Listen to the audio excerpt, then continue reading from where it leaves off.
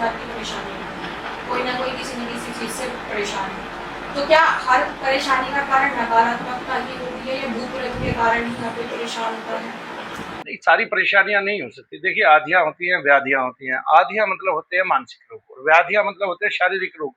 इसके अलावा बहुत सारी पीड़ा है, किसी को पुत्र की पीड़ा है, किसी को कोई पीड़ा है, ठीक है। तो दैविक, दैहिक और भौतिक कई प्रकार की पीड़ाएं हैं, लेकिन इनमें से कई बार जो दैहिक और मानसिक पीड़ा है वो प्रेत से जुड़ी होती है, पितृदोष से जुड़ी होती है।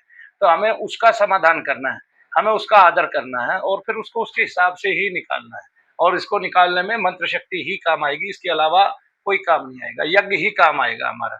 मंत्र का मतलब ये है कि वो औषधि जो यज्ञ के माध्यम से हमें मिल जाए, ठीक है। तो वो यज्ञ के माध्यम से हमें मिलती है। हम कोई यज्ञ करते हैं, हमारा मन प्रसन्न होता है, हमारी इंद्रियां पुष्ट होती हैं यज्ञ करने से और अतुलित बल हमारे अंदर आता है। तो हमारा मन बहुत ज्यादा प्रसन्न होता है। तो उससे हमारी स्वच्छता छाई रहती है जीवन में भी। जो बाहर है एक्चुअली वही अंदर है। तो अंदर जब आंख बंद करते हैं तो जो आकाश अंदर दिखाई देता है वही बाहर है आकाश, ठीक है। वो ईश्वर की प्राथमिकता है। वहां पे जो तेज है वही आत्म सूर्य अंदर है, वही आत्म सूर्य बाहर है। तो वो बाहर दिखाई देता है, वो भगवान का आत्मा है, वो सर्वात्मा है। कौन कहता है वो सर्वात्मा नहीं है? तो सारे कण, सारी ऊर्जाएं उसी से निकलती हैं, सारे रंग उसी से निकलते हैं।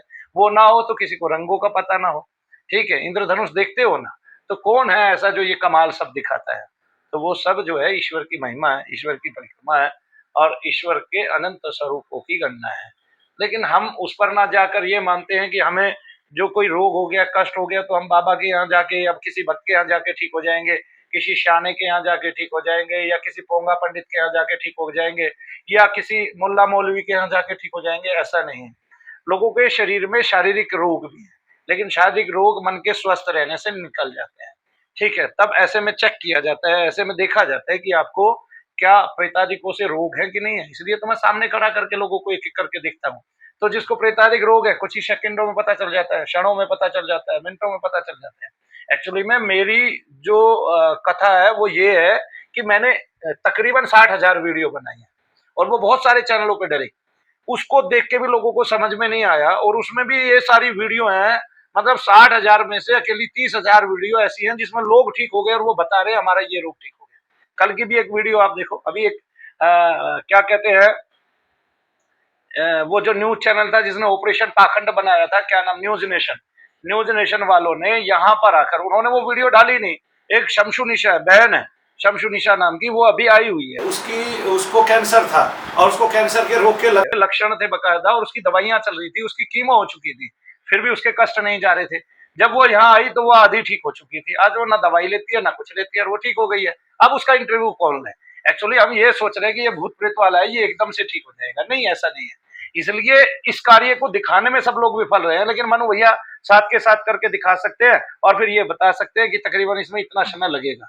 और फिर भी अगर बहुत सारे उन्माद के रोगी हैं उनको एक कमरे में बंद कर लो आप अपने साथ, जिनको हाजिरियां आ रही है, और मैं बाहर बैठ के हवन करता हूँ। 4 घंटे बाद आप उनकी परिस्थिति देख लेना, उपस्थिति देख लेना, उनके शरीर के दर्द देख लेना, उनके हाव भाव देख लेना, तब तो समझेंगे ना। देखो, अगर उन्माद रोग को, जो प्रेतोन्माद है, पित्रोन्माद है, अगर उसको डॉक्टर ये दिखा रहा है, क्या कहते हैं कि इसको मानसिक रोग है, तो 4 घंटे के यज्ञ से पता चल रहा है भाई मानसिक रोग है कि नहीं है।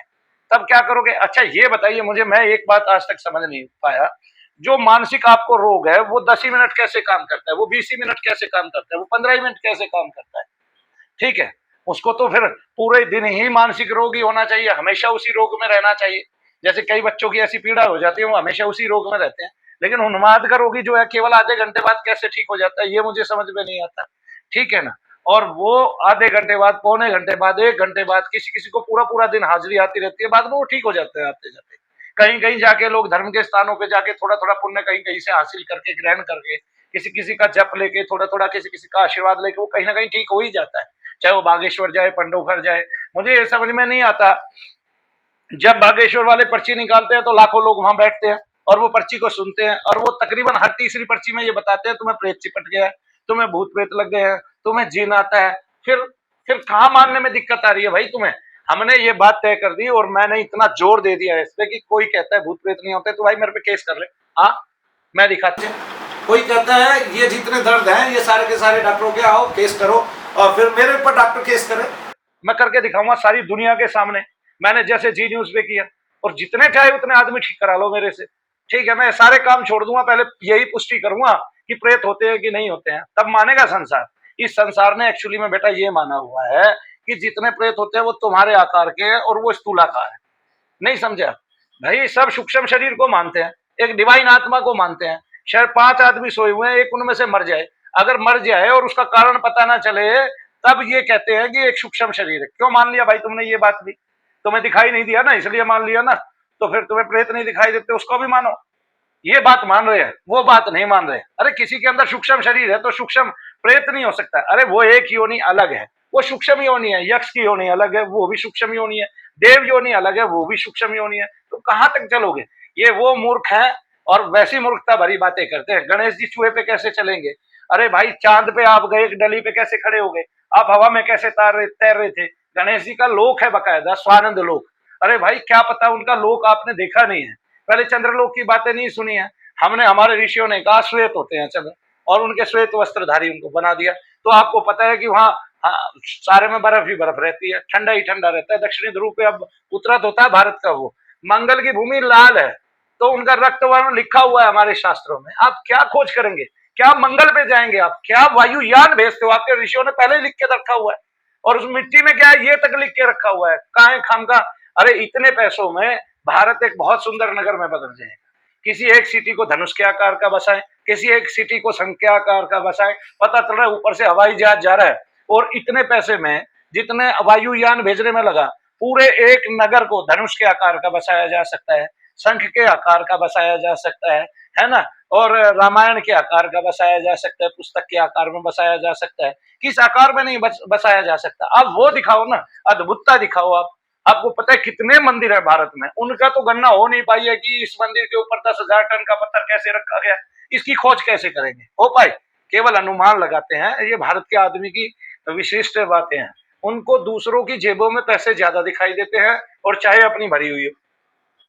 नहीं समझे? तो उनको लगता है कि अंग्रेजों के पास कुछ अच्छा होगा। ये बेटे ऐसे ही है जैसे विपरीत के प्रति हमेशा जो है आकर्षण होता है।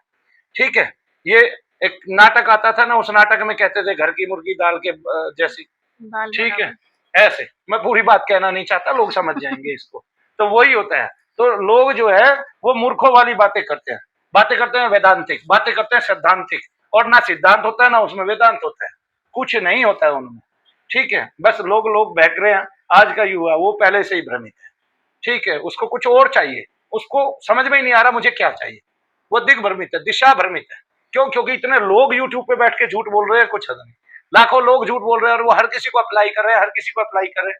सब सच्चे लगते हैं उनको जब वो बोलते हैं, अच्छी अच्छी बातें बताते हैं, नई नई चीजें बताते हैं, और वो सारी उनकी मनगढ़ंत है, कपोल कल्पित है। आप उनको ये बताइए कहाँ लिखी हुई?